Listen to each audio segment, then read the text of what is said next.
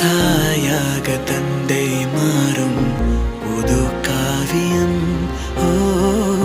இவன் வரைந்த கிறுக்கலில் இவளோ உயிரோவியம். இரு உயிர் ஒன்று சேர்ந்து இங்கு ஓர் உயிராகுதே. கருவறை இல்லை என்ற போதும் சுமந்திட தோணுதே. வெளியோரம் ஈரம் வந்து குடை கேட்குதே.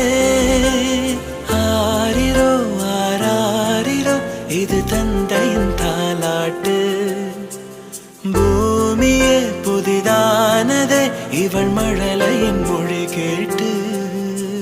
சரண சரண சரண சரண சரண சரண சரண